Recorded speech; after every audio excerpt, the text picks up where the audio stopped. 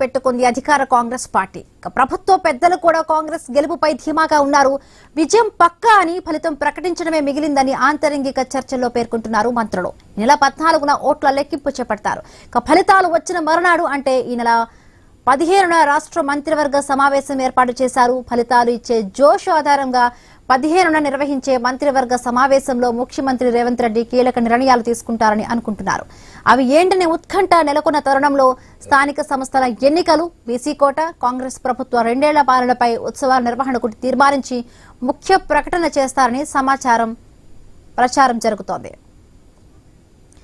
Right, మరిన్ని పూర్తి updates మా కరెస్పాండెంట్ ఏవే స్వామి అందిస్తారు. స్వామి,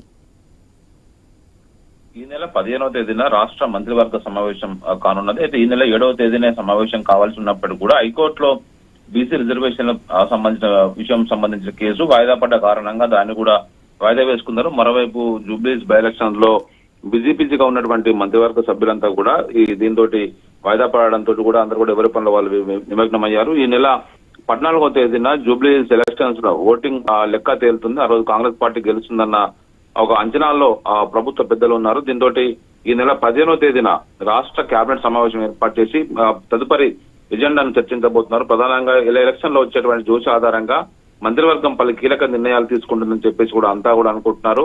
అందులో ప్రధానంగా స్థానిక సంస్థల ఎన్నికలు, బీసీ కోట, కాంగ్రెస్ 2 ఏళ్ల పాలనకు సంబంధించి ఒక ఉత్సవాలు నిర్వహించాలని చెప్పేసి ఇప్పటికే గత కేబినెట్ సమావేశంలో నిర్ణయం తీసుకున్నారు. డిసెంబర్ లో ఈ ఉత్సవాలు నిర్వహించాలని చెప్పేసి అనుకున్నంత కూడా దానికి సంబంధించినటువంటి కార్యాచరణను ఇప్పటికే ప్రారంభించే అవకాశం కనబడుతుంది. పలు కీలక అంశాలపైన ఈ కేబినెట్ సమావేశాలు చర్చిస్తారని చెప్పి భావిస్తున్నారు.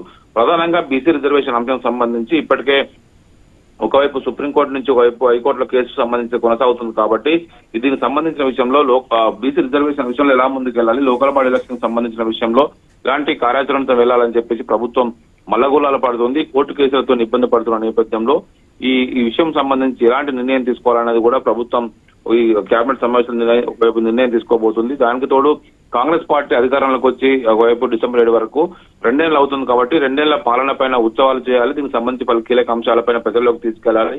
ఈ ప్రభుత్వం ఎలాంటి ప్రాధాన్యాలు ఎంచుకుంది, వాటి ఏ విధంగా జనంలోకి తీసుకెళ్తుంది అనే విషయం సంబంధించి ఒక వారం రోజుల పాటు ఉత్సవాల నిర్వహణ కోసం ప్రభుత్వం ఇప్పటికే సమాయత్తమైంది. దానిపైన కూడా చర్చించే అవకాశం అయితే కనబడుతుంది. మొత్తానికి వీటితో పాటు మరిన్ని కీలక అంశాలను కేబినెట్ సమావేశంలో చర్చించే అవకాశం ఉంది. ముఖ్యమంత్రి రేవంత్ రెడ్డి నేతృత్వంలో ఈ నెల 15వ తేదీన మధ్యాహ్నం రాష్ట్ర కేబినెట్ సమావేశం జరగబోతుంది. కేబినెట్ ఎజెండాలో మరిన్ని కీలక అంశాలు కూడా చర్చకు వచ్చే అవకాశం కనబడుతుంది. Right, thank you Swami, thanks for the updates.